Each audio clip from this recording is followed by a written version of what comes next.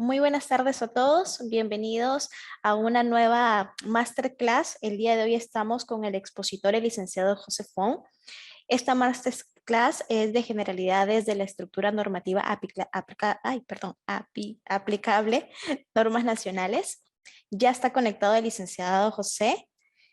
Como expositor, el licenciado en Derecho y Ciencias Políticas, el licenciado Font es socio fundador de la firma Cubillas Font. Es abogado con 20 años de experiencia. Se ha desarrollado en las áreas de derecho mercantil, civil y obligaciones, incluyendo diseño e implementación de procesos de gestión de riesgo. Con ustedes, el licenciado José Font. Bienvenido, licenciado. Ok, muchas gracias, Evelyn. Buenas tardes a todos.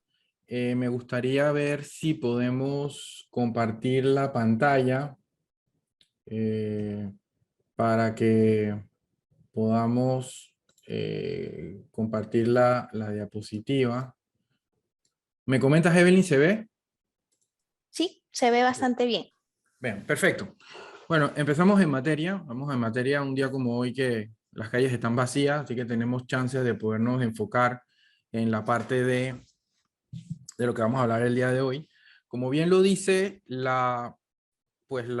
título, vamos a estar hablando sobre las generalidades de la estructura normativa aplicable en materia de salud en la República de Panamá, obviamente. Este es un ejercicio que hacemos como un preámbulo, tal vez un abreboca con relación pues al diplomado que se está en este momento promocionando con el tema de responsabilidad médica. Y por eso quiero hacer un poquito la observación de que hoy vamos a tocar el esquema general de la normativa. Dentro del diplomado vamos a poder aprender o vamos a poder ver, desarrollar y discutir sobre normas mucho más, a nivel mucho más específico, es más abarcador. Vamos a tener allá la ley para el sector de enfermería y vamos a tener otra serie de normas pues que complementan bastante lo que es el paquete completo de normativa. Hoy, la expectativa que queremos lograr o lo que queremos lograr, el objetivo, es que podamos determinar el contexto en general de toda la normativa que se aplica, ¿no? Pasando por el entendimiento de lo que viene a ser pues, los convenios y acuerdos internacionales, cómo aplica eso, cómo se inserta dentro de nuestra normativa nacional, la Constitución, y cuáles son las implicaciones de todos estos temas, ¿no? ¿Qué regula qué? Y cuáles son los cuerpos normativos que nos aplican según cada caso, dependiendo pues de cómo lo queramos enfocar en base a la relación de la prestación del servicio médico. Habrán situaciones interesantes con las que vamos a conversar, algunas que ya tienen un tiempo y que pues han tomado cierta relevancia con hechos mundiales, como por ejemplo la guerra en Ucrania, que nos han traído de vuelta algunas normas que ahora pues dan a entender su necesidad o se entiende mejor su necesidad de existir en base pues a situaciones que en su momento se controlaron o que fueron controladas posterior a épocas de guerra. Entonces, sin más que decir, pues vamos a proceder con entrar en materia, ¿no? Bien, como les dije, vamos a ver la estructura normativa a nivel de la norma nacional, la salud como un derecho fundamental, esto es algo derivado de la propia normativa, el análisis de las disposiciones de rango constitucional, el código de ética del Colegio Médico de Abogados, de Panamá, perdón, de médicos. Entonces, dicho esto, lo que pasamos es entonces a ver cómo se convierte o cómo se estructuramos nosotros de una manera entendible, considerando pues que eh, estamos dirigiéndonos o estamos enfocando esto hacia un sector médico que pues no son abogados, no tienen por qué conocer de la mano, de la profundidad, toda la estructura normativa, incluyendo pues personal que aunque que no es médico, sino personal asistencial que también presta la colaboración en cuanto al servicio médico que se presta y que también tiene la necesidad de conocer de dónde salen pues las disposiciones y las regulaciones que aplican a nivel de salud.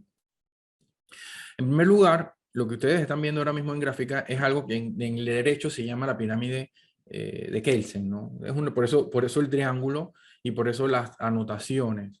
¿Por qué una pirámide? Porque es la forma geográfica que se utiliza para demostrar o para sí, comunicar gráficamente cuáles son las jerarquías de las normas.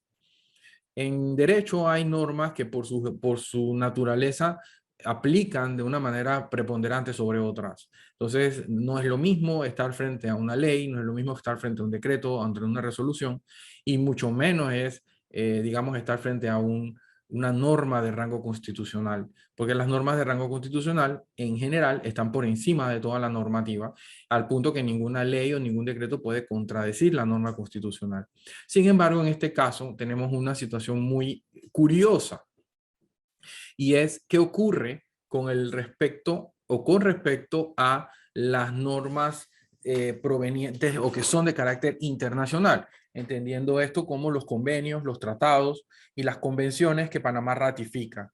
En estos casos, la mayoría de los estudiosos en este tema coincide de que las normas constitucionales pues están por encima de lo que es la Constitución. De hecho, en Panamá, nosotros por regla constitucional reconocemos la aplicación de las normas y de los convenios internacionales. O sea, son normas que vienen establecidas por un acuerdo multilateral internacional y que la mayoría de los países reconocen. Entonces, en Panamá tenemos las normas de rango constitucional, tenemos la constitución, perdón, tenemos las convenciones internacionales, tenemos las normas de rango constitucional y luego tenemos leyes, decretos y reglamentaciones que vienen, pues, como quien dice, en la base de la pirámide. Es lo último en el tema de la aplicación. Y son la derivación de normas que, pues, son normas superiores como las que acabo de mencionar, y de ahí es que nace el derecho particular. Bien, ¿cuáles son las convenciones internacionales que más nos interesa tratar? O aquellas que tienen, pues, son más llamativas. Ok, ¿cómo vamos a definir el transcurso o cómo vamos a llevar el transcurso de esta exposición? Pues aquí lo que vamos a entender, antes de entrar al tema de las normas constitucionales, a las normas internacionales, perdón, lo que vamos a tratar o el enfoque que le queremos dar es cuáles son las normas más importantes que regulan la profesión médica, la que regula los derechos y las obligaciones de los pacientes y aquellas que regulan la parte ética. Entendamos que la parte ética está y debe también ser regulada, sobre todo en un sector tan importante como es la parte médica. Y eso es lo que queremos lograr en el día de hoy, poder transmitir cómo aplican estas normativas y en qué sectores o en qué áreas aplican de la profesión médica. En cuanto a volviendo al tema de los convenios internacionales, tenemos el primero, que es la Declaración de Ginebra. La Declaración de Ginebra es importante porque fue el consenso internacional que se dio para renovar la profesión médica a nivel mundial. E incluso es tan importante y tan trascendental que se le conoce como, o se le da el mérito de establecer lo que es la nueva, como quien dice, el nuevo juramento hipocrático. O sea, el nuevo juramento hipocrático está contenido en esta declaración. ¿Okay? Esta convención fue adoptada en la Segunda Asamblea General de Ginebra en 1948, posterior a la Segunda Guerra Mundial. O sea, donde existía la necesidad de generar una renovación por parte de un sector médico que se encontraba bastante golpeado, bastante, yo diría que hasta en cierta manera cuestionado, no digamos en el mundo, sino más bien pues en los países que se encontraban en guerra, por distintas situaciones que habían ocurrido, que tenían que ser controladas y que tenían que ser sometidas a un nuevo régimen. ¿Para qué? Para lograr que no se volvieran a dar. Entonces, se nace con una renovación del juramento hipocrático y la Convención de Ginebra tiene ese mérito y por eso es trascendental y por eso Panamá forma parte de esa convención. La segunda es la Declaración de Hawái, perdón, la Declaración de Helsinki. La Declaración de Helsinki es mejor conocida como es una declaración de la Asociación Médica Mundial y fue adoptada en 1964. ¿Ok? Esta asamblea, la actual versión de 2013 es la única oficial de toda, ahorita mismo existe una versión del 2013 y esta declaración de Helsinki lo que hace es que, ¿y cuál es la parte, digamos, importante de la declaración de Helsinki? Y es que regula la investigación médica en seres humanos.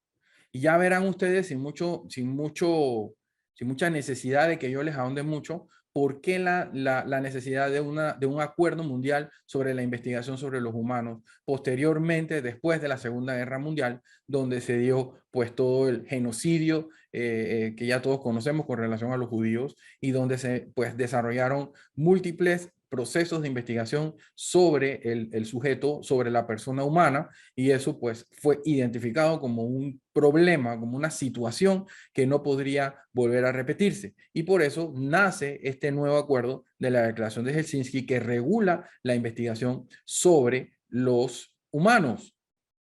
De aquí nacen todas las prohibiciones y todas las regulaciones que limitan los experimentos y limitan los procesos científicos que deben ser probados en humanos. O sea, hoy día, un ejemplo muy plausible es cuando vimos todo la necesidad que había de desarrollar vacunas contra el COVID-19 y cuáles eran las restricciones para probar esas vacunas en seres humanos. O sea, a pesar de que el mundo necesitaba una vacuna, urgentemente, se plantearon algunas excepciones, pero no del todo. Siempre el proceso de, digamos, de prueba en seres humanos estuvo muy bien controlado por normas supranacionales como esta, que pues regulan puntualmente el tema de la práctica en seres humanos y de los procesos experimentales.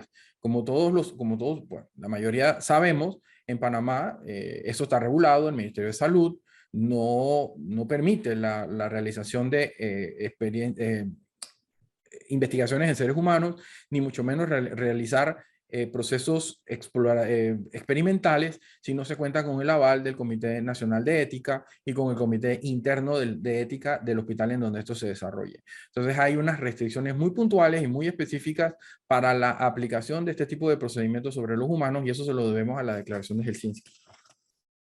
Bien, siguiendo con el tema de las declaraciones, tenemos la Declaración de Tokio. La Declaración de Tokio, ¿okay?, es otra norma que esta fue promulgada en 1947 y la Declaración de Tokio lo que regula es la norma o la manera en la que se regula la prestación de servicio médico a efectos de prevenir cualquier forma de tortura. ¿Ok? Esto, por supuesto, tiene que ver con la manera en la que se vincula la prestación del servicio médico y cómo el médico debe evitar que las técnicas de procedimiento médico que están enfocadas a curar sean utilizadas para o como medio de tortura. O sea, si ya estamos viendo, esta es una consecuencia muy puntual de lo que mucho también que tiene que ver con las otras dos convenciones y que definitivamente pues es consecuencia directa de los procesos de Nuremberg y de todo esto, de toda esta situación que se dio con pues, les hablaba hace un rato, pues, del genocidio de los judíos durante la Segunda Guerra Mundial. Entonces todas estas cosas o todas estas disposiciones nacen como una manera de frenar y una manera de evitar que las situaciones se vuelvan a, como pues, digamos, se manejen de una manera en la cual la medicina, el médico utilice su conocimiento y sus herramientas con fines distintos a lo que es la sanación de la persona desde una perspectiva pues integral, ¿no? Como se conoce hoy día, pues la medicina no solo abarca la parte física, sino también la parte mental y todo este tema de la prevención. Entonces, al final, todo esto nace con el ánimo de evitar que situaciones como las que se dieron durante la Segunda Guerra Mundial se vuelvan a dar. Hoy día, y al principio les hablaba de la parte esta puntual sobre por qué ha tenido relevancia. Recordemos que todas estas normas, todas estas convenciones, se tratan de ejercicios globales de muchos países con el ánimo de evitar situaciones que ocurrieron y que no se quiere que vuelvan a ocurrir. Con la guerra en Ucrania, en Rusia, tenemos una situación en la que ya ustedes se han dado cuenta que hay acusaciones de prácticas de genocidio, de prácticas de crímenes de guerra, de prácticas, o sea, incluso se habla de ataques a hospitales, se habla de todas, de los canales humanitarios, el no respeto a los canales humanitarios, o sea, todas estas cosas que nosotros estamos escuchando en la televisión y que vemos como derechos bien establecidos y ganados en el mundo, y que hoy día se estén violentando de tal forma, o como lo estamos viendo, pues es una situación muy llamativa, porque definitivamente el mundo, ante el horror de la Segunda Guerra Mundial, ante lo que se vio, se generó una serie de iniciativas para que eso no volviera a ocurrir, y aún así en esta época todavía vemos que situaciones como esa pueden pues seguir ocurriendo. Y para eso estas normas, o sea, cuando estas cosas pasan, vemos cómo estas convenciones, estos acuerdos, pues ganan relevancia nuevamente, ganan nuevos bríos, ganan un nuevo componente de necesidad y de vigencia, de validez, porque sin ellos definitivamente no se controlarían estas actuaciones atroces que se dan, sobre todo en entornos de guerra y en situaciones en donde pues el ser humano es mucho más susceptible a que se le vulneren los derechos que son entendidos como fundamentales para todo el mundo.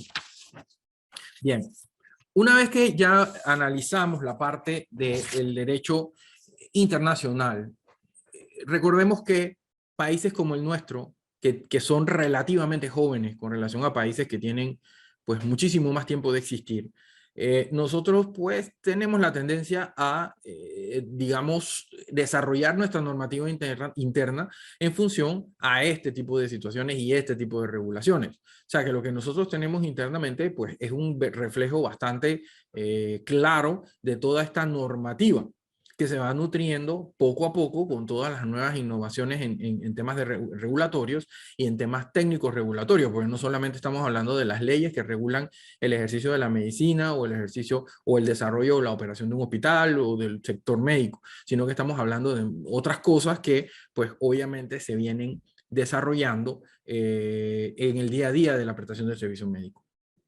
Bien. Una vez cumplido el escenario, una vez cumplido, perdón, la parte de la exposición del servicio o de la normativa internacional, perdón, ahora nos toca ver nuestro propio país, cómo nosotros identificamos el tema del servicio médico en Panamá. Y aquí, y aquí pues vale la pena mencionar algo muy curioso, no curioso, sino tal vez resaltable, porque va de la mano a lo que estamos viviendo hoy día, ¿no? Ustedes, las protestas que se están dando y todo este sentir que tiene, pues obviamente, una base de reclamo social, eh, pues el sector médico no escapa a esa situación. Y sobre todo porque Panamá tiene un sistema de salud que no es igual al de todos los países. O sea, no todos los países tienen el sistema de salud que mantiene Panamá. Y nosotros en este caso tenemos un tema o un sector salud que está marcado por un componente eminentemente social y de proyección hacia el individuo, hacia el nacional y el extranjero. ¿Cómo se traduce eso y por qué lo que les menciono? Porque en nuestro país, voy a adelantar la diapositiva para luego retornar a la parte de las leyes específicamente. En Panamá, la salud es pública. ¿Eso qué significa desde una perspectiva de país? Que Panamá, el Estado, como lo dice el artículo 109, lo que estoy proyectando en este momento son artículos de la Constitución Nacional de Panamá. El artículo 109 es bastante revelador en este sentido. O sea, es función esencial del Estado velar por la salud de la población de la República. El individuo como parte de la comunidad tiene derecho a la promoción, protección, conservación, restitución y rehabilitación de la salud y la obligación de conservarla, entendida esta como el completo bienestar físico, mental y social. Bien. ¿qué significa o cuál es el efecto material del artículo 109 de la Constitución? Gracias al artículo 109 de la Constitución o como consecuencia del artículo 109 de la Constitución, nosotros en Panamá tenemos un Ministerio de Salud que ejerce puntualmente la función de salud. Por eso tenemos hospitales públicos y por eso tenemos un sector que presta, o sea, el Estado mismo se convierte en prestatario de los servicios de salud. Y por eso en Panamá cualquier extranjero o nacional que no tenga seguro social puede ir al Santo Tomás y atenderse. Y por eso existen los centros de salud, por eso existe el Ministerio de Salud como un ente prestador de servicios médicos, a la par de, de las entidades privadas. O sea, en Panamá tú tienes medicina privada y tienes acceso a medicina pública. Eso no pasa en todos los países. En muchos países la salud es privada. Estados Unidos, por ejemplo, no le da a sus nacionales salud gratis. Panamá por constitución lo hace. Y la consecuencia es que el Estado se convierte en prestatario de los servicios de salud, a la par, como dije, de los hospitales privados. Eso tiene grandes consecuencias a nivel jurídico, porque el Estado como prestatario de servicios de salud está sujeto a las mismas normativas, a los mismos principios o al mismo, digamos, a las mismas obligaciones que tendría un centro particular, un médico particular, en cuanto a la prestación del servicio con o de cara a un paciente. Y esto es importante porque el Estado no puede ser juzgado ni puede ser llamado a responder a través de las vías ordinarias como si lo es un hospital o un médico del sector privado. Él es llamado a responder, el Estado solo puede ser llamado a responder a través de una mecánica puntual o una jurisdicción puntual que se llama contencioso administrativo. Entonces el Estado aquí responde por la calidad de los servicios médicos que presta, porque como entidad prestataria del servicio por constitución lo debe hacer. Entonces, ¿qué es lo que ocurre con la situación, por ejemplo, del seguro social? El seguro social es un seguro y es pago, o sea, se paga. Por lo tanto, no es una consecuencia directa del deber del Estado de prestar la salud como un servicio gratuito. O sea, el seguro social es algo que se paga, que tiene un costo y que si tú no lo pagas, no lo recibes. Entonces, el Ministerio de Salud, a través de los hospitales de la red del Seguro Social, perdón, del Ministerio de Salud, presta el servicio médico en cumplimiento de lo que establece la Constitución.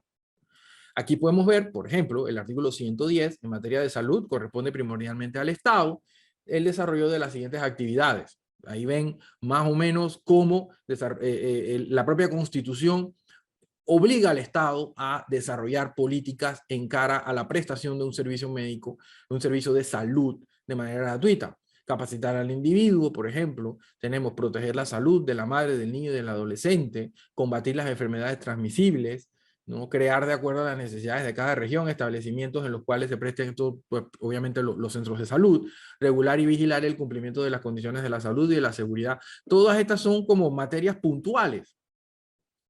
Igual que ven lo que dice el artículo 111, muy, digamos, aplicable en el contexto en el que nos encontramos por el tema de los precios, donde tú ves que el Estado debe desarrollar una política nacional de medicamentos que promueva la producción, la disponibilidad, accesibilidad, calidad y control de los medicamentos para toda la población del país. Entonces, todas estas situaciones son las que nos traen como conclusión que el Estado ejerza esta facultad y además cumpla con la obligación de prestar un servicio médico gratuito.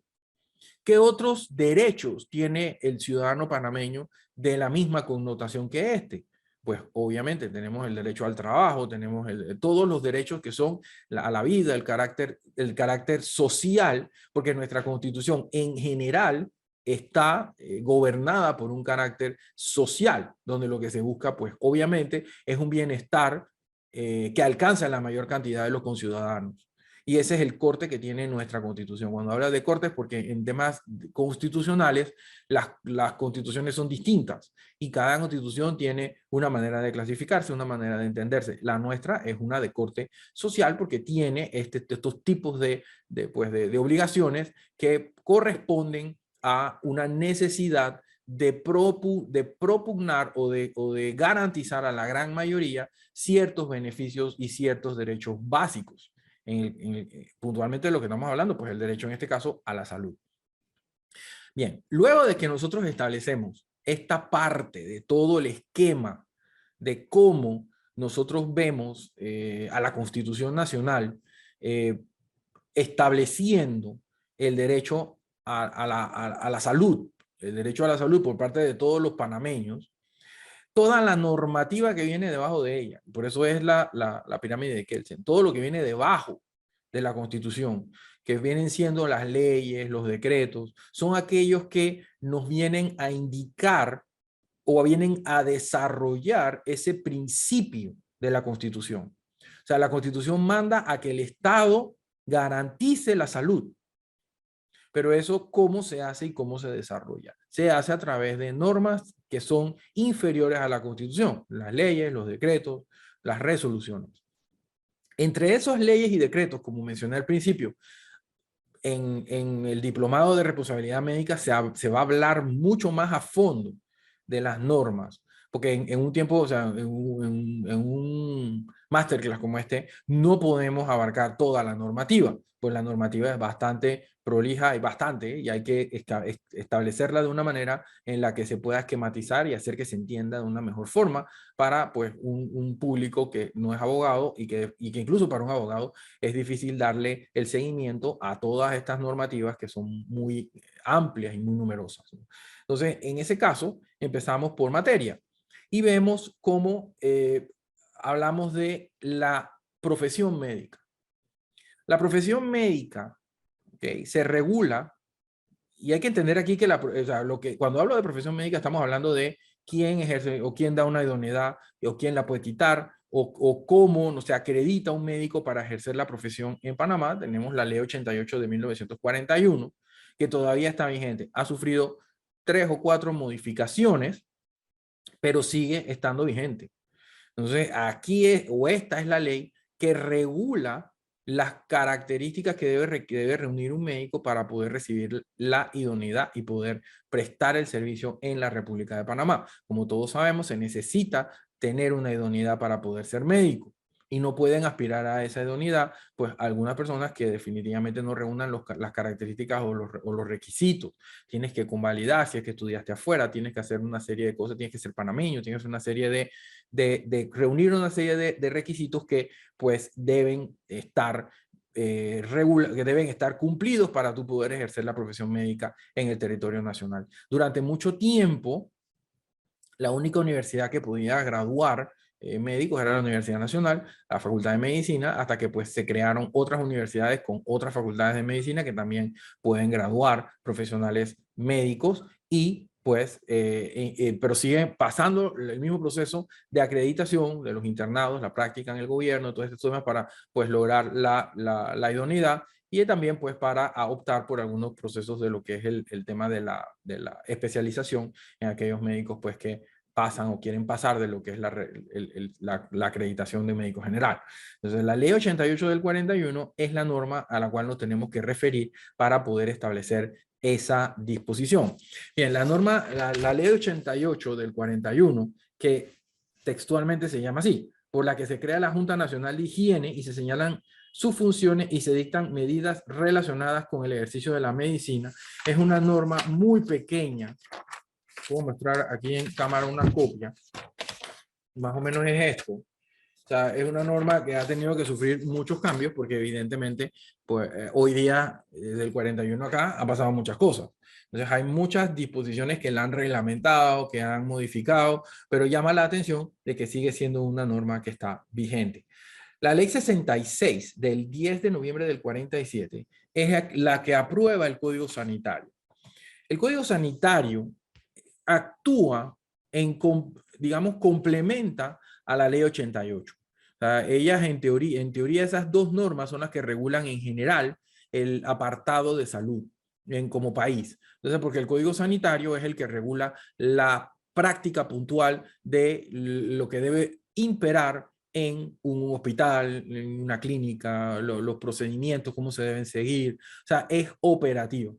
El Código Sanitario también ha sufrido múltiples modificaciones, pero sigue siendo el Código Sanitario de la República de Panamá. Es el código que establece la creación de múltiples autoridades, entidades y establece los requerimientos para poder, pues, operar válidamente o poder prestar válidamente el servicio médico en la República de Panamá. Y se complementa, pues, obviamente, con la ley 88 que acabo de mencionar. Pues son las dos normas que nosotros tenemos como guía al momento de la prestación del servicio médico.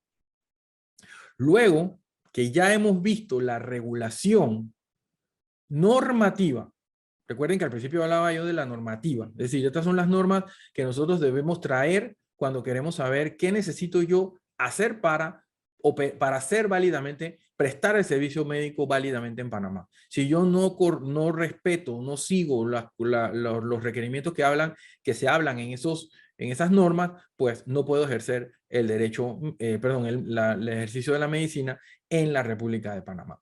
Esa es la parte de el requerimiento. ¿Qué es lo que debo hacer para poder ejecutar ese servicio en la República de Panamá?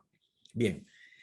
Por otra parte, resulta que el médico, el profesional médico, tiene una dicotomía, por decirlo de alguna forma, porque no se limita únicamente al cumplimiento de normativa técnica. Es decir, para ser médico, tú no solo vas a ser, en tu profesión no vas a ser medido únicamente por el cumplimiento de normas, digamos, de alguna forma técnicas. Si tienes un diploma, si estudiaste, que estudiaste, todas estas cosas que te acreditan para el ejercicio de la profesión. Sino que viene la parte B. La parte B de esta dicotomía es la parte ética, es decir, la regulación de la conducta del médico al momento en el que ya presta el desarrollo o ya se desarrolla pues lo que es la prestación del servicio médico. Y eso se le encomendó voy a mostrar la norma aquí, se le encomendó a través de la ley, a través de la ley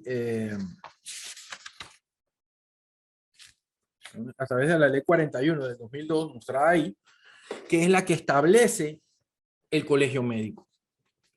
Bien, el colegio médico de Panamá se crea a través de esta ley y se le asignan funciones a través de esta ley.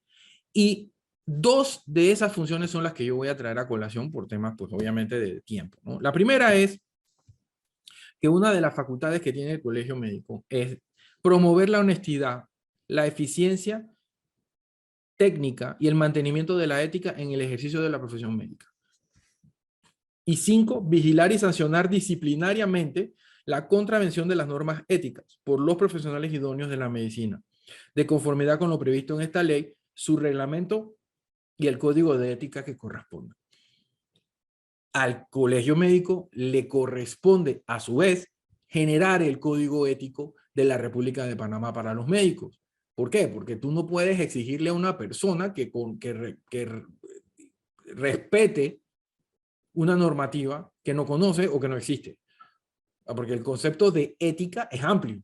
Entonces, ¿qué se entiende como un código ético? Es un código de conducta, que lo que hace es establecer un parámetro para que el médico deba actuar en atención a una serie de principios preestablecidos que sirven de parámetro ético y de comportamiento para ese médico. O sea, debe seguirlo porque el código ético así lo dispone y quien genera el código ético pues es el comité, es el Colegio Médico de la República de Panamá. Entonces, ese código ético debe estar siendo revisado constantemente y constantemente se le van haciendo cambios para procurar que se mantenga actualizado con las disposiciones éticas del momento. O sea, la sociedad no es estática y la evolución tampoco. O sea, al final tú necesitas, bueno, obviamente la evolución no es estática, la sociedad no es estática y todas estas reglamentaciones que nacen del vaivén, el devenir pues, de la vida cotidiana y de la historia y de todo lo que pues, hace que todas las instituciones del país no puedan ser estáticas porque quedan desfasadas, también afectan al comportamiento del profesional médico. Y el profesional médico, a su vez, debe tener una regulación a ese nivel, sobre todo por la gran cantidad de aspectos que se deben controlar en el momento de la prestación de servicio médico. Y aquí tenemos como ejemplo, por decir algo, ya dentro del código ético, anteriormente, sin necesidad pues, de la ley 68 de manejo de datos o sin necesidad de que existieran regulaciones posteriores que ampliaran esas obligaciones por parte del profesional médico, ya los códigos éticos regulaban la confidencialidad, ya los códigos éticos regulaban el tema del comportamiento frente al paciente y regulan situaciones que van de cara a el médico frente a otro médico, el médico frente a un paciente. ¿Okay? Todas estas son situaciones que se regulan desde esta perspectiva y que existen comportamientos que se le exigen al médico en cada uno de esos roles. O sea, cuando el médico actúa frente a otro médico, existen cosas éticas que debe respetar, existen principios éticos que debe respetar. Por ejemplo, hay situaciones aquí en las que o sea, no, es éticamente reprochable, por ejemplo, a un profesional médico que para ganar un paciente desacredita a otro. Y cuando, sobre todo cuando no es correcto o no es justo, sobre todo, aunque no debería ser nunca, ¿no? También tenemos situaciones de un médico que sin tener la experticia, porque no tiene la idoneidad ni la especialidad para dar opiniones en un tema específico, por ejemplo, de ortopedia, siendo médico general, esas son situaciones que están prohibidas y es un comportamiento de cara al paciente. Y así sucesivamente. O sea, hay situaciones que de una u otra forma se regulan a través de la parte ética, porque es enfoque a comportamiento. O sea, es a comportamiento. Es decir, es una regulación dirigida al comportamiento del profesional médico. Y que obviamente pueden tener sanciones muy graves, porque te pueden revocar. Si un médico se enfrenta a una denuncia por un tema de violación ética, pues se puede enfrentar a que le revoquen, pues obviamente su idoneidad.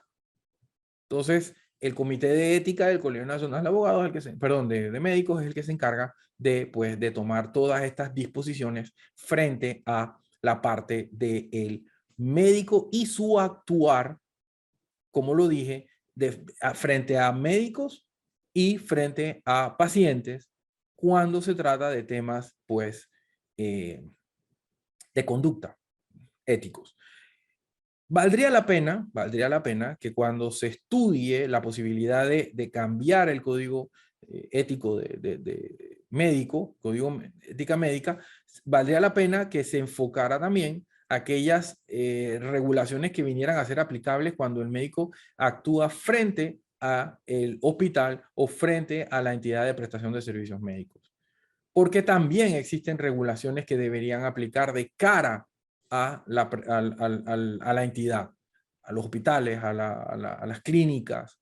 O sea, porque hay responsabilidades que con el devenir del tiempo y por la tecnología ya deberían incluirse y deberían tal vez, estoy aquí yéndome un poquito más allá, pensando en que en algún momento el código ético se amplíe y se deberían tomar en cuenta algunas cosas como los expedientes clínicos, la obligación de documentar, la obligación de dar instrucciones debidamente formales y documentadas. O sea, todas estas cosas tal vez podrían incluirse como una novedad dentro del código ético y que lo va a actualizar y poner mucho más a punto de acuerdo con la realidad actual de la prestación de servicios médicos en el país. Bien, siguiendo con el tema de nuestro desarrollo, vamos con la que yo considero que es la norma más importante, porque es la que regula los deberes y derechos del paciente, que es la Ley 68 del 2003, que es una ley muy amplia, pero que es aquella que regula aspectos muy importantes sobre el tema de la prestación del servicio médico. Cuando les hablaba de que toda esta legislación tiene que ser entendida como un conjunto, porque la prestación del servicio médico frente al paciente no es una sola, no es unidireccional, ¿no? O sea, no es nada más la regulación de mi persona como médico y de la prestación, cómo debo yo prestar el servicio médico de cara al paciente, aplicando todos estos principios de la Lex Artis, la responsabilidad y todo este tema. También tenemos que visualizar la parte de los derechos y las obligaciones del paciente. Esta ley 68 es muy amplia y que por supuesto no la podríamos ver punto por punto, aunque en el tema del diplomado, pues la vamos a ver con mucho más profundidad. Ojalá los que estén escuchando aquí vean y tomen interés por tomar el diplomado, porque de verdad es una muy bonita oportunidad para desarrollar toda esta normativa desde otra perspectiva y de una manera más profunda, porque al final todo se tiene que gestionar y regular de esta manera, tal cual como nos lo dice o lo dispone la normativa, y tomando eso como base, pues los usos y costumbres y la Lex Artis y todo lo que viene siendo pues la parte esta no escrita que se debe cumplir al momento de la prestación de un servicio de este tipo, que es servicio médico. La Ley 68 de los deberes y derechos de los pacientes. Y es el enfoque que le voy a dar el día de hoy para entender puntualmente o para poderlo desarrollar de una manera un poquito más aterrizada. Es, ¿cuál es el derecho?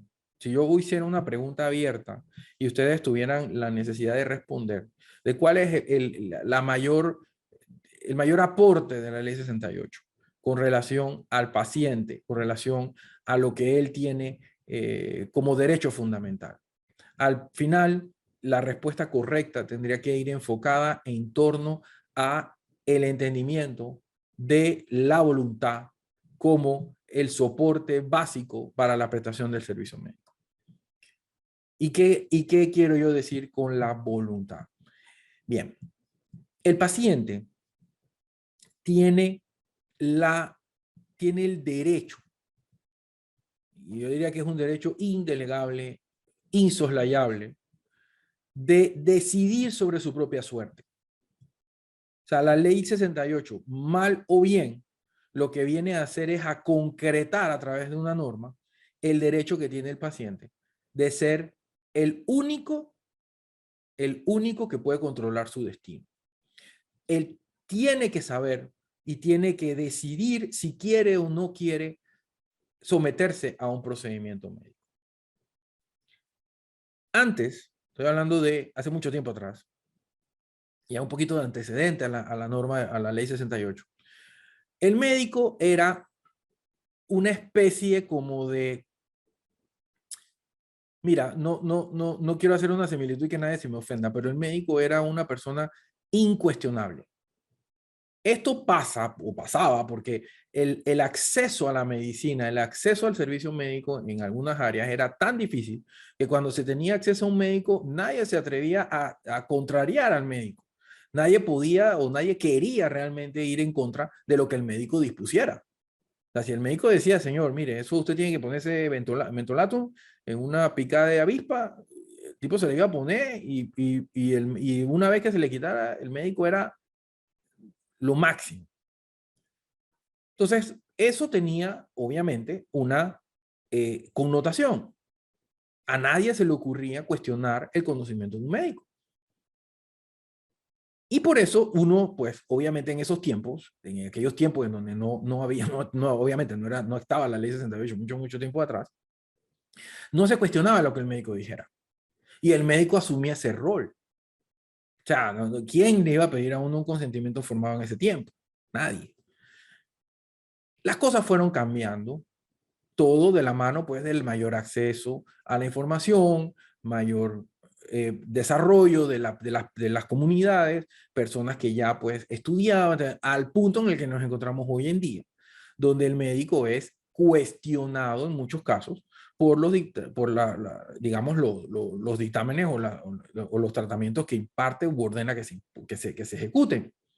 existe la de la segunda, voy y me doy segundo diagnóstico, tercer diagnóstico. O sea, todas estas cosas de la mano de lo que es el acceso a la información se han incrementado al punto que ya la ley 68 en principio ya está a un punto en el que ya tendría que renovarse, porque la actualidad ya manda que así sea.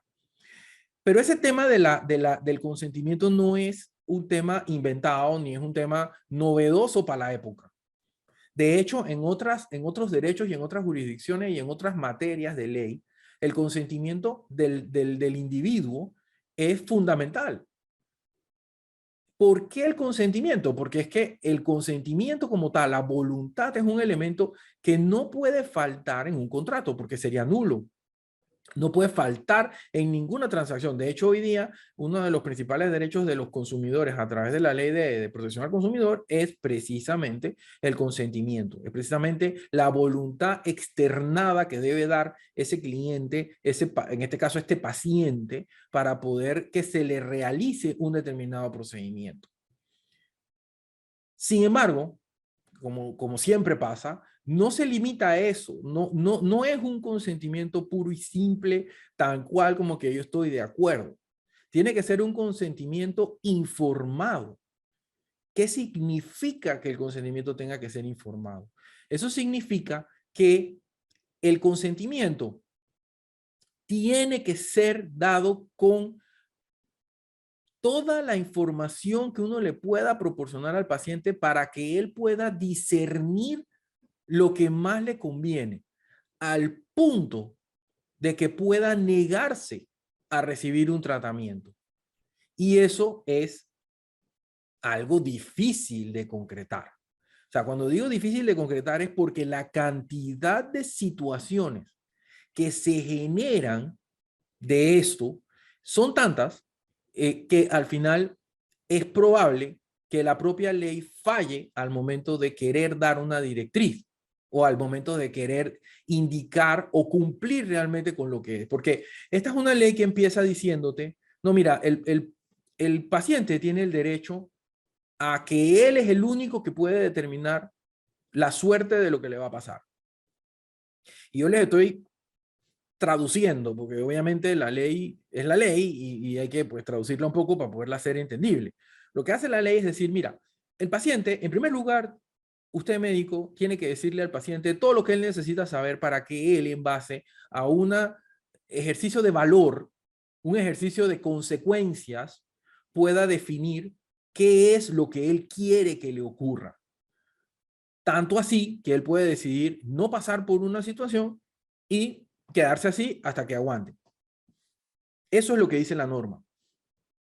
La norma te dice, ok, a ver, señor X, usted tiene que sentarse, señor médico, y explicarle a este paciente que usted le está proponiendo un tratamiento que lo va a ayudar a alcanzar un determinado grado de salud. ¿Por qué? Porque el médico no puede garantizar, de hecho es hasta éticamente reprochable, que un médico garantice que va a procurar una cura. Es imposible de garantizar eso. Entonces, lo que se le dice a un paciente es, mira, yo voy a hacer este procedimiento. Este procedimiento implica estos riesgos, pero si no lo haces, vas a tener un escenario así. Y si lo haces, puedes llegar a tener un escenario asá. Tienes que decidir qué quieres hacer.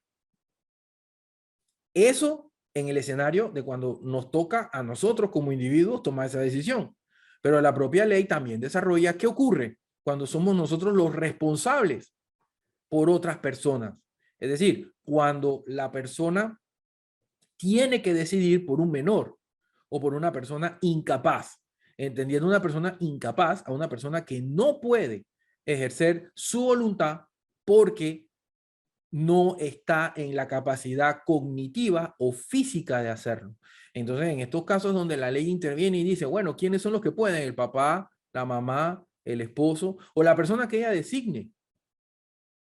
Y yo recuerdo que una vez cuando yo explicaba esto en un hospital, una de las cosas que conversaba con uno de los médicos de urgencia es que me decía que a veces la gente llega, o el paciente llega a un hospital y designa a el que lo acompañó a llevarlo, que es un amigo que me trajo, no, cualquier cosa.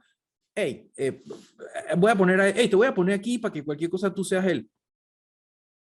Y no prevé que una de las principales consecuencias o una de las cosas que podrían ocurrir cuando uno entra a un procedimiento médico es que te compliques y que a esa persona le corresponda, porque lo designaste, tomar una decisión de vida o tomar una decisión de estas que son graves y que nadie quiere tener.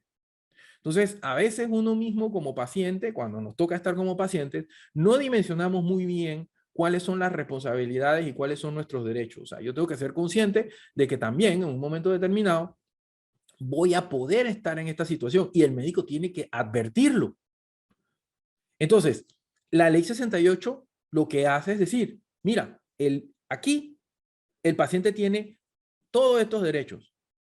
Y aquí en esta charla yo les voy a hablar de 2 o 3 que son los más importantes, pero empezando por el tema de la voluntad. O sea, nadie puede ser sometido a un tratamiento médico si previamente no se le ha explicado por cuáles son las consecuencias o cuáles son las particularidades de ese tratamiento y sobre todo los posibles efectos que va a tener sobre la persona. Cuando digo no puede, no me refiero a un sentido material, me refiero a un sentido legal, porque ¿por qué? Porque puede pasar que una persona se someta a un tratamiento y que el médico no se lo haya explicado. Eso puede pasar. Sin embargo, ¿qué ocurre si pasa? El médico está inmediatamente desprovisto de la garantía que le da el consentimiento informado. Si tú no pones a una persona a firmar un consentimiento informado, lo que estás haciendo es que todas las consecuencias que se generan de la prestación del servicio médico, que pueden ser muchas, las vas a asumir personalmente. Para entender esto, y que ya me estoy yendo un poquito más a la parte del diplomado de responsabilidad médica, es importante tener en cuenta que el médico, cuando se gradúa, viene por default, como lo llama uno, viene seteado de fábrica con una garantía en la cuanto a la prestación del servicio que va a dar. Y esa garantía es que el médico no es responsable de los resultados. El médico es responsable del procedimiento, pero no de los resultados. Entonces, la profesión médica es de medios y no de resultados. Eso significa que el resultado que se dé, positivo o negativo, es indistinto, salvo que el medio esté mal, salvo que tú hayas faltado a la Lex Artis, hayas incurrido en una mala práctica. Pero en general, una de las cosas que a mí más me llama la atención cuando hablo sobre este tema es que en las universidades no te enseñan, no te dicen que tú tienes esta potestad. O sea, tienes digamos, este beneficio y que tú sin saberlo lo pierdes automáticamente cuando no tienes de tu lado un consentimiento informado que garantice que tú le explicaste a un paciente cuáles eran las principales consecuencias que él iba a tener con relación al procedimiento que se le iba a practicar. Me comentaba un médico odontólogo una vez, me decía, bueno, pero es que a mí me han dicho que entre menos uno ponga ahí mejor. Es todo lo contrario. O sea, todo esto se limita o se lleva a un tema de práctico. O sea, un tema práctico, cuando digo tema de práctico, no es un tema práctico. O sea, tú no le vas a poner a un paciente una Biblia por delante para que te firme diciéndole, ah, mira, lo que pasa es que te pueden pasar todas estas 700,000 cosas que dicen aquí. Por supuesto, eso no es práctico. Pero si tú lo pones en una balanza, en donde qué es mejor, lo más o lo menos, por supuesto que lo más es mejor. Porque entre más digas, más cubierto estás.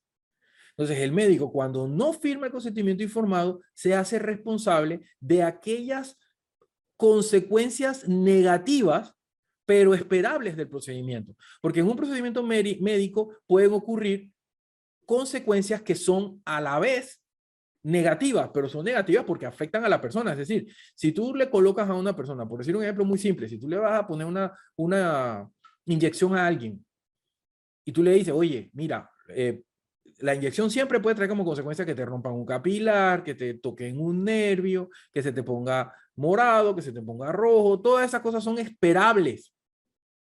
O sea, todo eso es consecuencias del procedimiento. El médico o la enfermera no tiene la culpa de que eso pase. No, bueno, no es que no tiene la culpa porque materialmente fue el que puso la inyección, sino es que no le pueden reclamar por eso, porque eso es algo producto del procedimiento, es algo que es esperable, es lo que se llama un efecto legítimo, legal del procedimiento. Cuando tú no informas, ese procedimiento deja de ser legítimo a ser ilegítimo.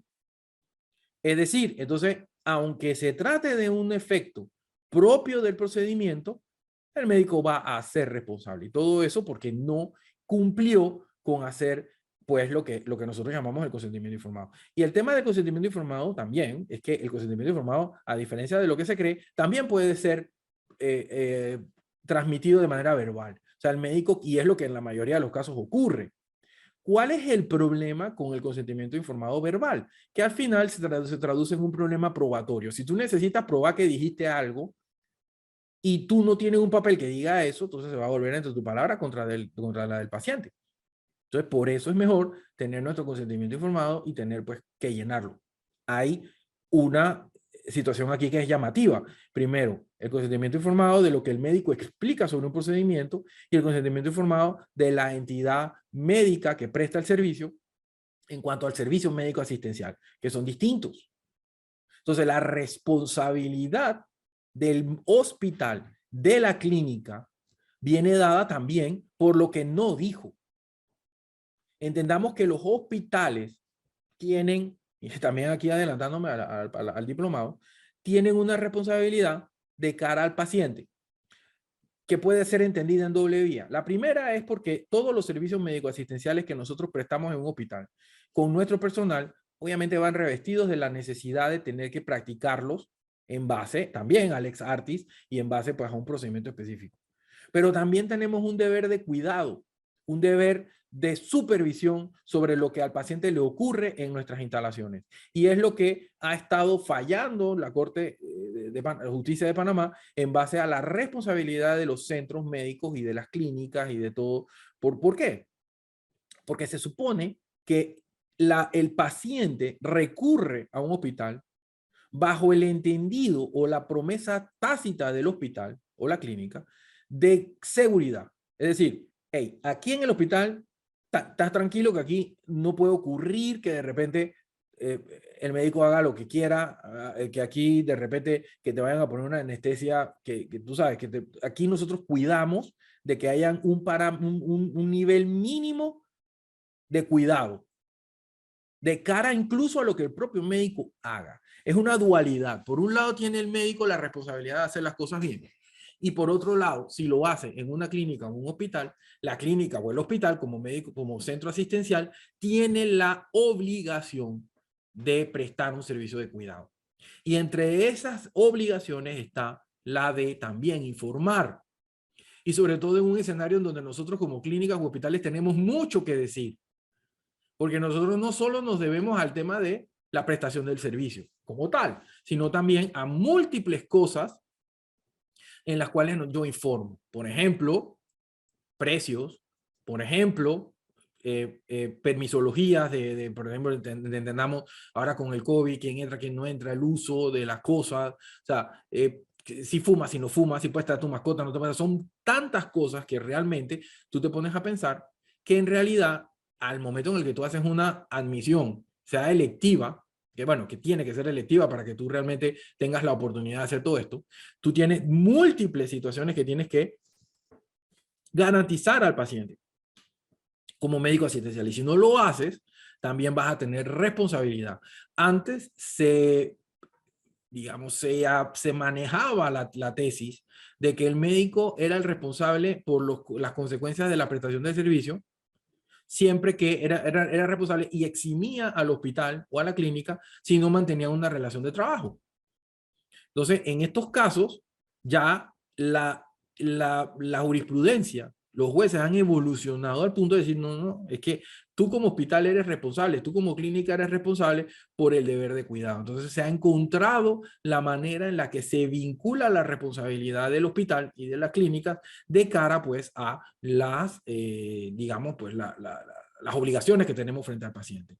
Entonces, ya, y todo esto nace de, o se dispone de la ley 68, que establece pues, como lo mencioné al principio, el deber que tenemos de informar. ¿Ok? Otra de las cosas que nacen de la ley 68 es el acceso a la información. Y es aquí donde viene esta parte de el expediente clínico.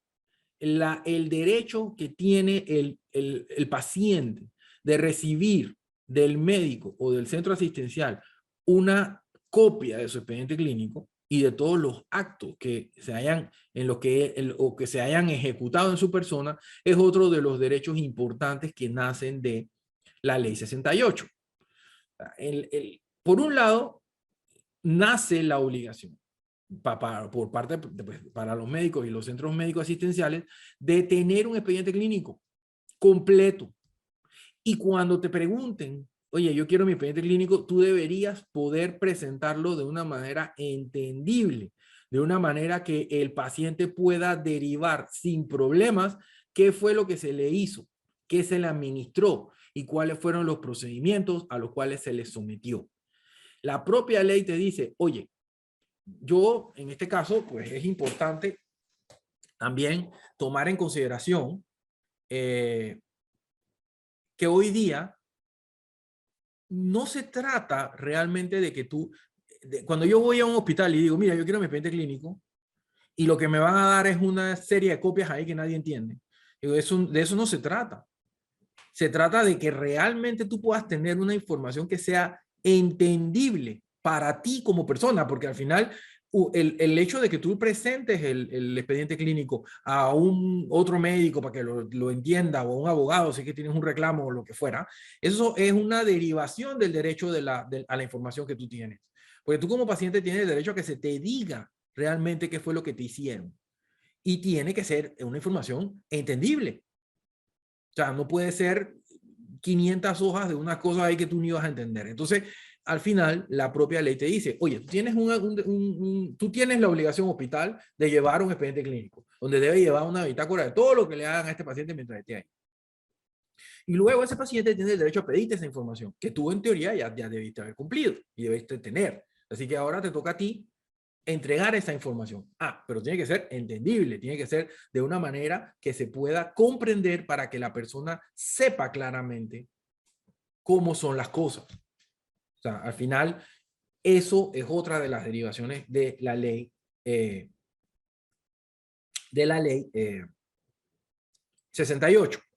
Bien, otro aspecto importante, y yo sé que aquí me voy a adentrar en situaciones que son bastante complicadas.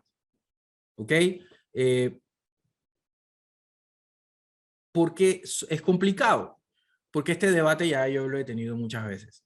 ¿Hasta dónde llega el derecho del paciente frente al deber? O sea, ¿hasta dónde llega el derecho del paciente? Y ¿hasta dónde la obligación del médico es un freno al ejercicio de ese derecho? Entonces ya vienen situaciones como, por ejemplo, la eutanasia que está prohibida, digamos, las instrucciones de vida, estas que te indican específicamente, yo no quiero que me hagas este procedimiento, yo no quiero que me hagan resucitación, yo no quiero que si entro, oiga, doctor, esto lo he discutido yo muchísimas veces y la verdad es que fuera de lo que es digamos, lo que es la responsabilidad, ¿no? Mucho más allá de lo que diga la propia ley.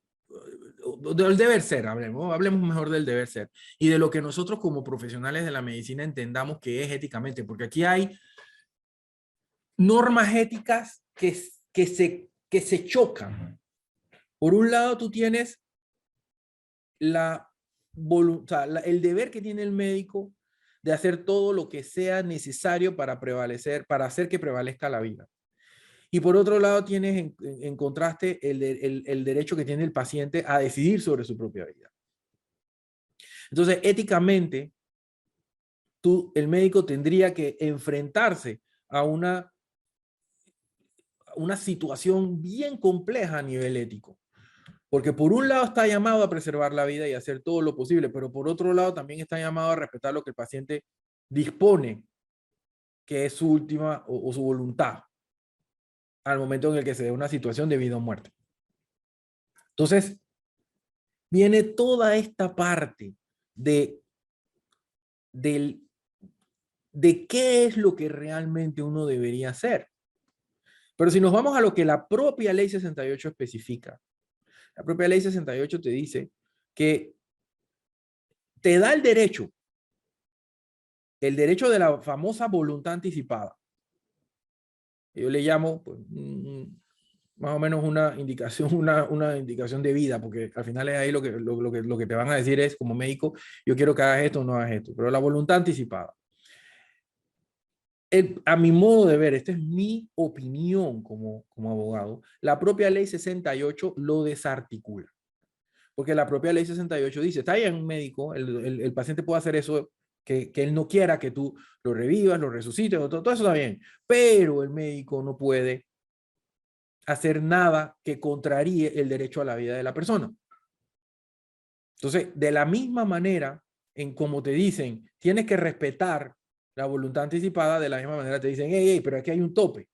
O sea, si esa voluntad que te están externando atenta contra la vida de la persona, entonces tú tienes que darle primacía a la parte pues de la vida. Entonces, es una situación que la propia ley convierte en ambigua y que nos pasaríamos el resto de la noche debatiendo, porque de la misma manera como existe el deber ético de respetar la voluntad de un paciente, de la misma manera también hay normas éticas en pro del sufrimiento que se le crea a la persona cuando no es necesario, en teoría, entre comillas, que esa persona se someta a ese sufrimiento, a un exceso de la práctica en cuanto a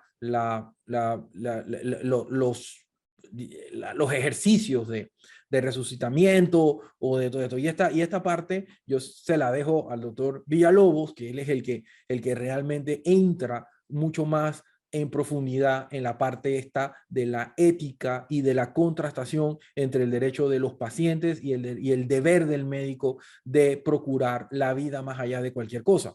Entonces, al final, tenemos una situación demasiado conflictiva que la propia ley no ayuda a dirimir y que definitivamente estamos en un escenario en lo que, sí, si nosotros vamos y profundizamos en otros países, si profundizamos en otras legislaciones, si profundizamos, van a haber tal vez muchas soluciones al tema. Sin embargo, lo cierto es que nosotros tenemos nuestra ley, y es la ley 68. Y al final, cualquier cosa que ocurra con relación al parte de la voluntad anticipada, es la ley 68 la que nos va a amparar. Y es la que nos va a regular y es la que va a regir. Entonces es mejor tomar en cuenta lo que diga la propia ley en base a estos escenarios y estas situaciones. Bien, como ya ustedes, la mayoría, bueno, no necesariamente lo tienen que saber, pero bueno, enfatizando, hay un tema muy puntual sobre la parte esta de los derechos y de las obligaciones que tiene el paciente. El paciente también tiene obligaciones.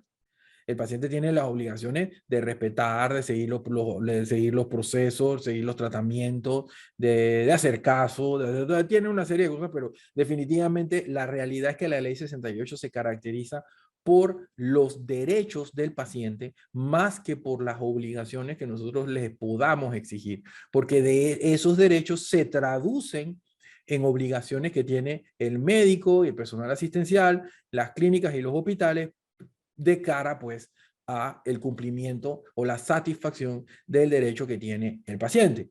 Esta ley nos habla del acceso aparte de la voluntad anticipada, nos habla pues de los accesos al expediente clínico, quiénes tienen acceso a los expedientes clínicos, cómo se debe regular ese tema de los expedientes clínicos, cómo se debe manejar el tema de la voluntad anticipada.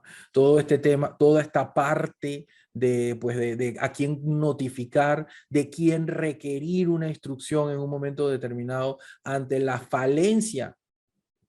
Los consentimientos informados no se limitan únicamente a la parte esta de informar, también pueden servir como instrumentos de recolección de información que nos ayude a nosotros desde la parte médica a cumplir con nuestras obligaciones. O sea, yo puedo tener un consentimiento informado perfectamente, donde yo le puedo preguntar a un paciente que me diga a quién llamo en una situación de emergencia o qué hago en una determinada situación. Incluso, pues ya los consentimientos informados han evolucionado al punto de que ya se compadecen de situaciones muy puntuales, como por ejemplo la parte esta de, digamos, aquellas personas que por religión no reciben una transfusión, aquellas personas que bueno, sí, también por costumbre, por las situaciones que fueran, no quieren que se les administre un determinado medicamento, que no se les administre un determinado procedimiento. Tenemos situaciones que además nos ayudan a cumplir regulaciones puntuales de cara pues, a las regulaciones del Código Sanitario del Ministerio de Salud. Ejemplo, todas estas, sobre todo, a mí me llama mucho la atención cómo la parte esta del contrato médico. No he querido tocar la parte del contrato médico porque pienso que sería complicar aquí la exposición, y también es un tema que trataremos acá en la parte del diplomado.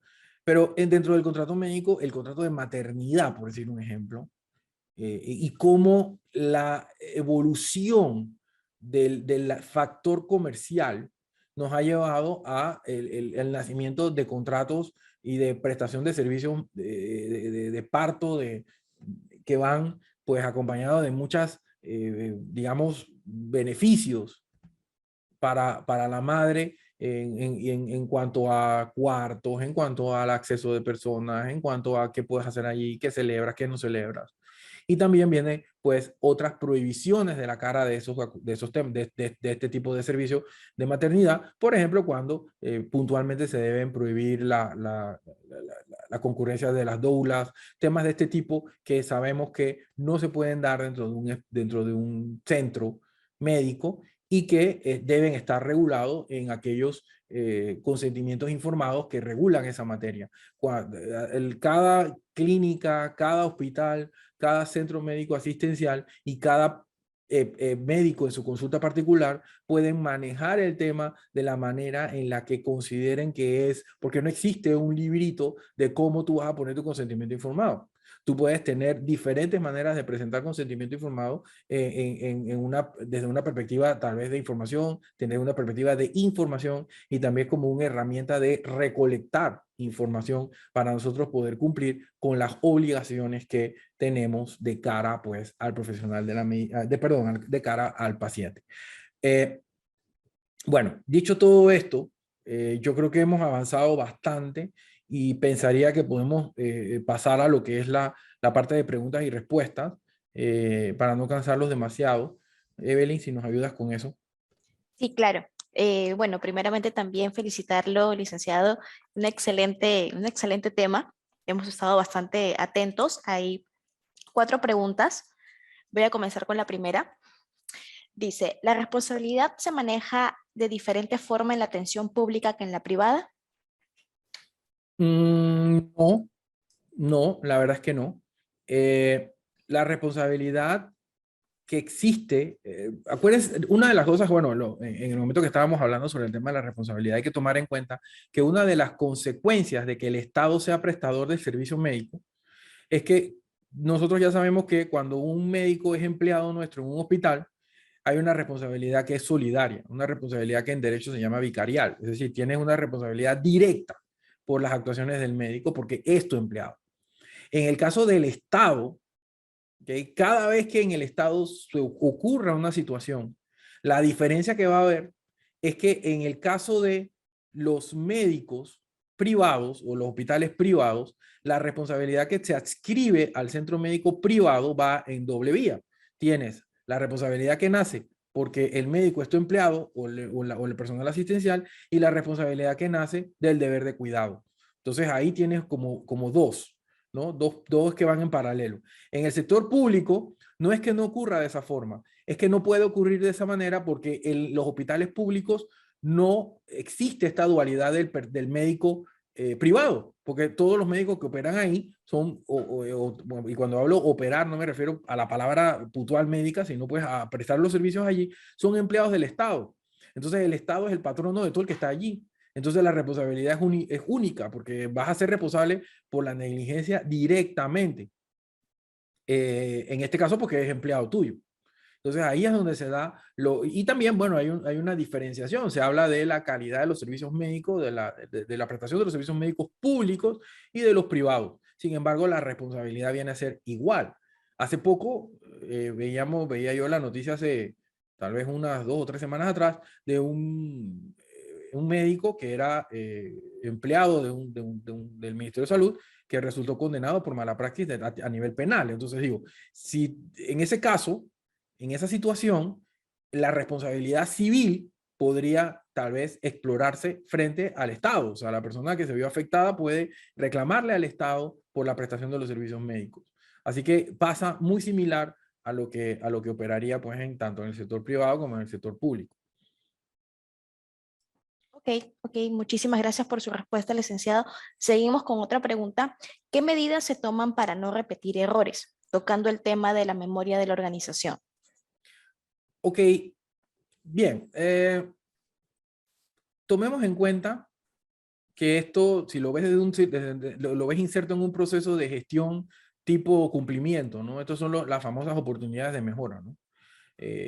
A mí siempre me ha causado mucha curiosidad sobre todo los individuos o las personas que estudian esta parte del cumplimiento y esta parte de los procesos, más de procesos, ¿no?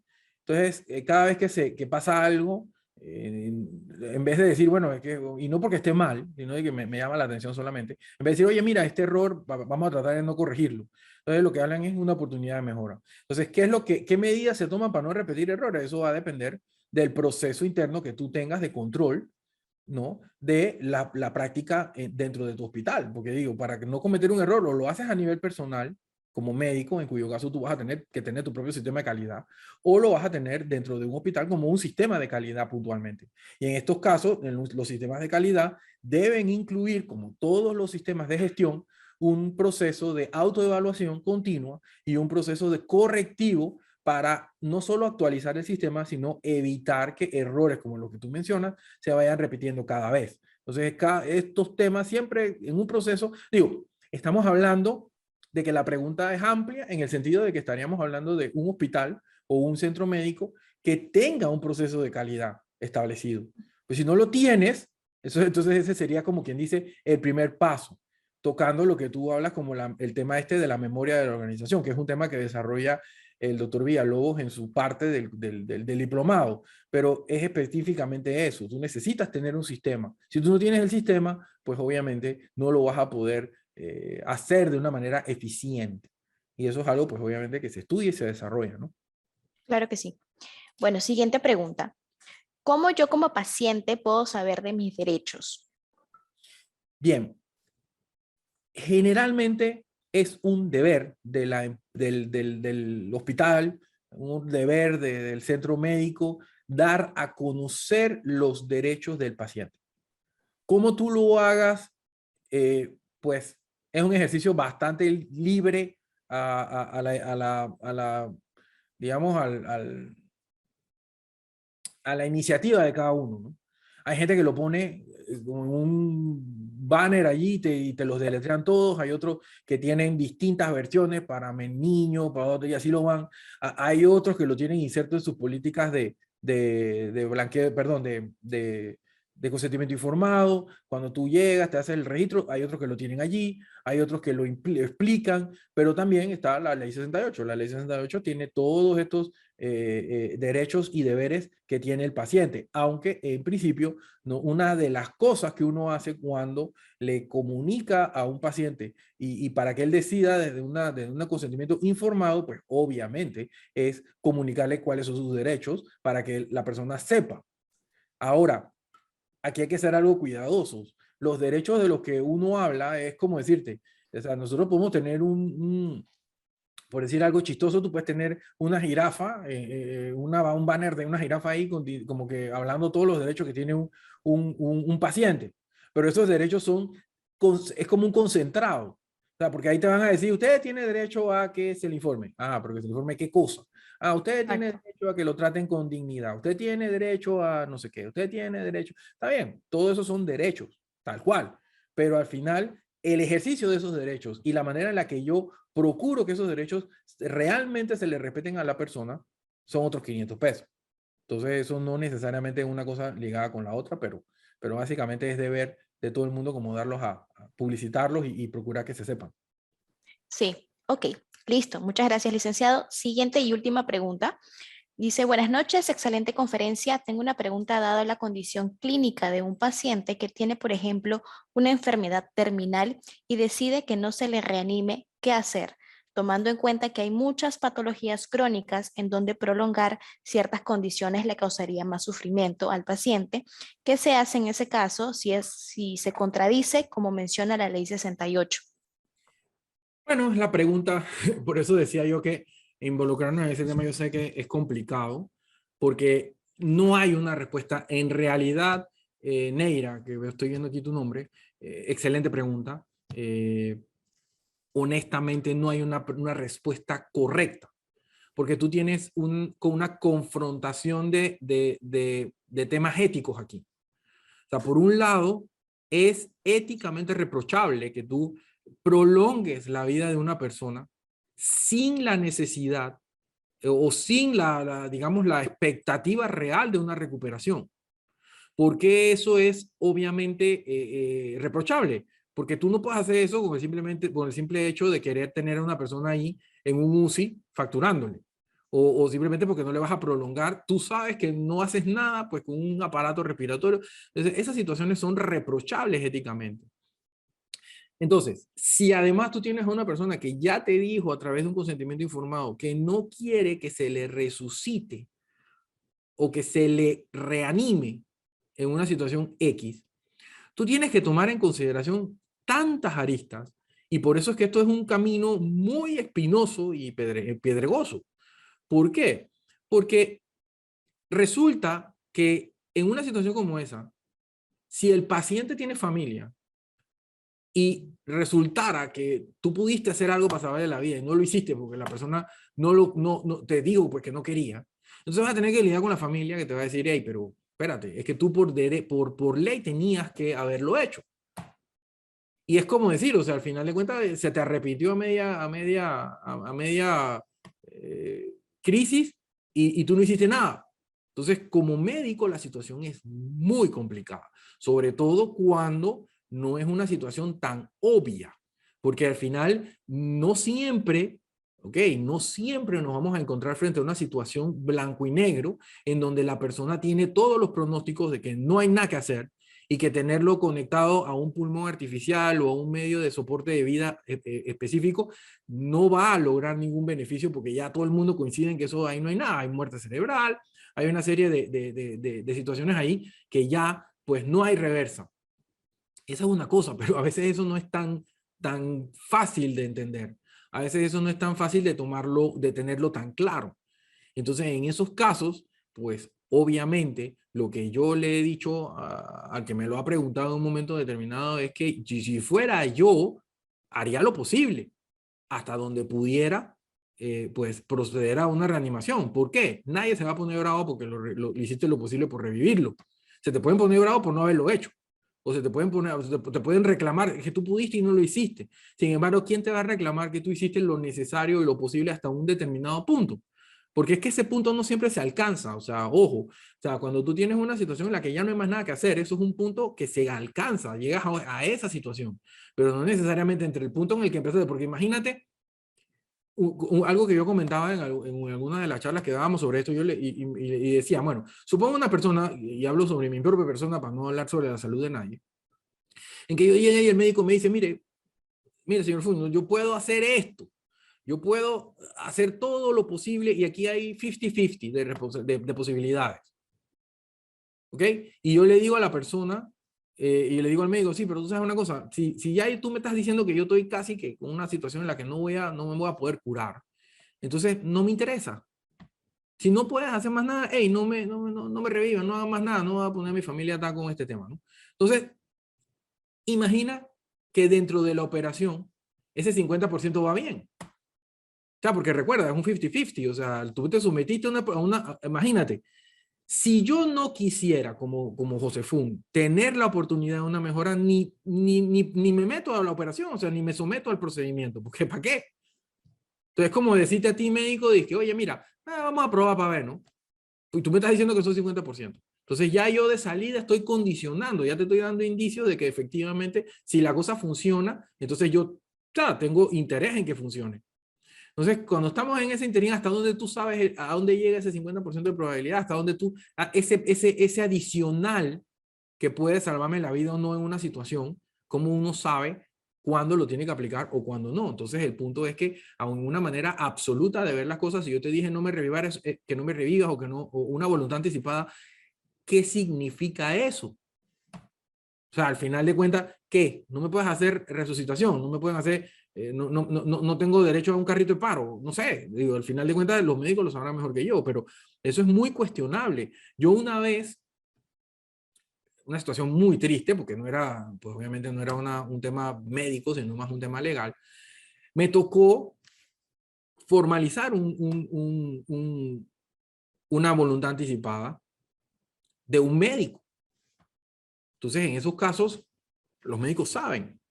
Él sabía qué tenía, sabía qué le podían hacer. Y por supuesto, este cliente nuestro, paz descanse, que ya murió, sí se tomó el trabajo de decir, mira, si llego a esta situación, no tal cosa. Si a esta cosa, no tal cosa. Si esto, otro, no, de una manera técnica. O sea, el médico que lo atendía sabía puntualmente qué era lo que él no quería que ocurriera en un momento determinado. Eso no siempre ocurre, porque no siempre el paciente es un médico que te lo va a decir, no siempre el paciente va a poder discernir, y hay veces que también el paciente no va a saber, y a otra cosa. Al final, es mejor que en estas situaciones uno esté bastante cubierto con un consentimiento, una voluntad anticipada muy bien firmada y muy clara, porque de lo contrario vas a tener un tema con la familia. Porque la familia permanece y cuando salga a relucir que hay una situación que tú pudiste hacer y no lo hiciste, entonces como médico vas a quedar en una situación compleja. Entonces no importa lo que ocurra, lo principal es que si existe una situación de este tipo con ese nivel de riesgo, hay médicos que me han dicho, no, pero es que esto se procura solamente cuando hay ya muerte cerebral. No me recuerdo en este momento el término médico puntual, pero él me dice, no, es muy fácil saber cuando una persona ya, porque ya tiene muerte cerebral. Digo, bueno, efectivamente, llegar a ese punto, necesitas tener una voluntad anticipada para hacer eso. Entonces, no sé si con eso respondí tu pregunta. Creo que es un tema que aquí con Evelyn, importante ir anotando como quien dice, las dudas de los que vienen para ver si eventualmente podemos hacer un masterclass específicamente de lo que es la voluntad anticipada, que es un tema que definitivamente es para tomárselo con un café y discutir, porque aquí no va a haber una respuesta, digamos, nadie va a salir con una respuesta bajo el brazo de que esto es lo que es. Al final es un tema que involucra derecho, ética, práctica de mucho tiempo, que se ha venido haciendo de esa manera, ¿no? Así que Y bueno, oye, claro que sí. me alegro, Neira, que te haya servido la respuesta. Y bueno, Evelyn, a través tuyo, cualquier pregunta adicional que salga después, nos las haces llegar con muchísimo gusto para responderle a la persona. Dice la doctora o licenciada Neira, gracias, excelente explicación. Y bueno, con esto damos por pues terminada este masterclass, este excelente, de verdad excelente licenciado.